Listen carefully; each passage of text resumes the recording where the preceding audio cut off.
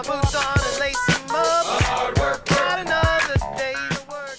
This is about federally funded grants, but we know that there's lots of other educational grants, these different things, really low stakes, under $5,000 grants. And one of the hardest things that I've done, because I've gone through this process, is, you know, the faculty have to go through the everybody has an OSTP on campus or equivalent.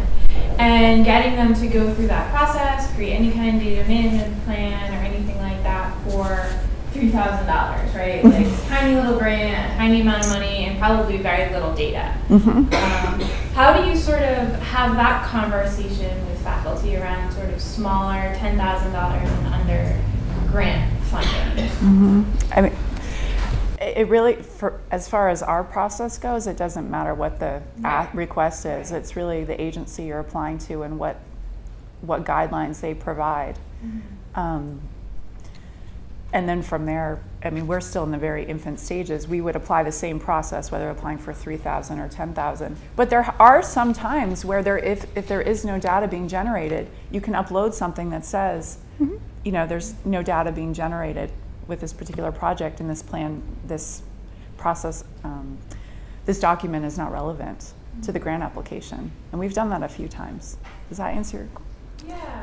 And I think too, if they have solid data management practices, this is just an easy opportunity for them to maybe write down some of their best practices. I think of them as really good just exercises in, oh, I do kind of know what I'm doing. And it's also something I talk about.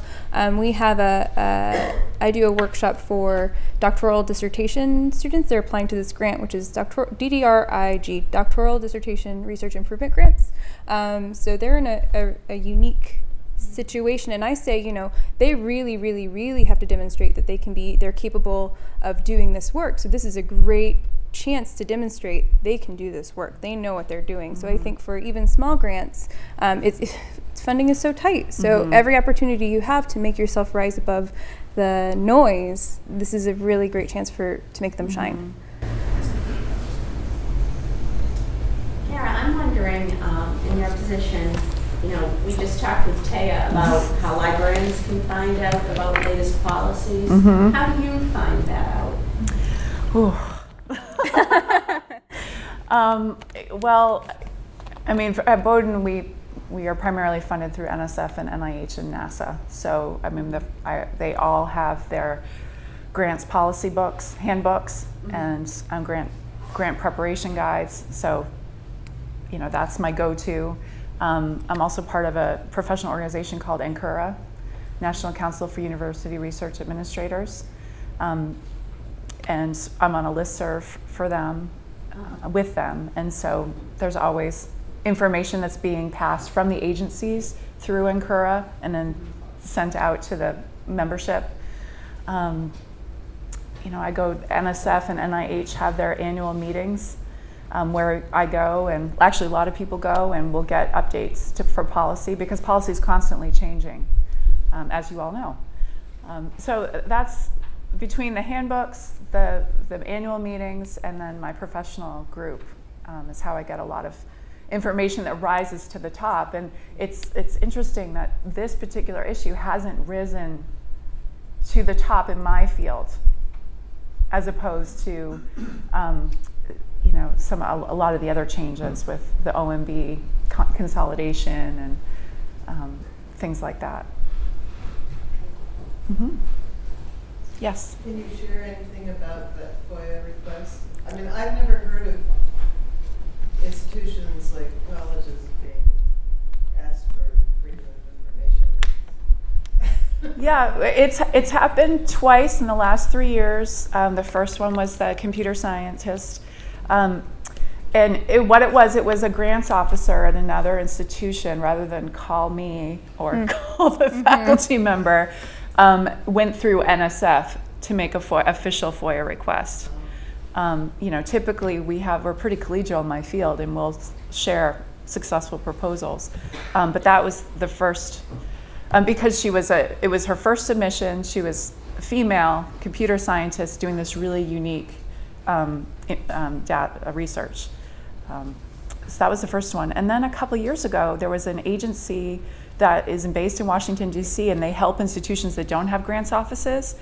They are hired to go to institutions and help faculty submit proposals. And they wanted a copy of a successful physics proposal. And so this company based in D.C. FOIA'd us as well. Again, through the agency? Through the agency, yeah. So you mentioned working with the archives here to look at policies for retaining information. So, I'm at Yale, and so we have a manuscripts and archives division that has a set of really explicit policies about everything that you need to keep and that can get transferred over and everything.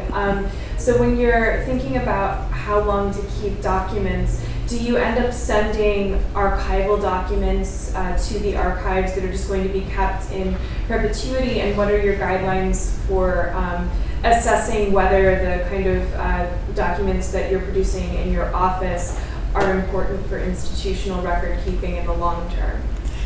So we have what we sat down with archives and our controller's office to talk about what we should be keeping and what we have to keep and what we can get rid of. What we keep is the proposal.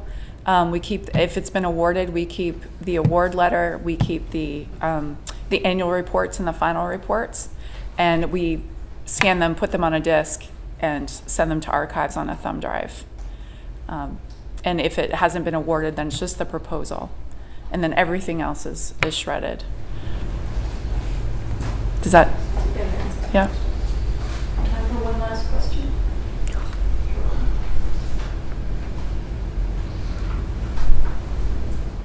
We covered it all. We did.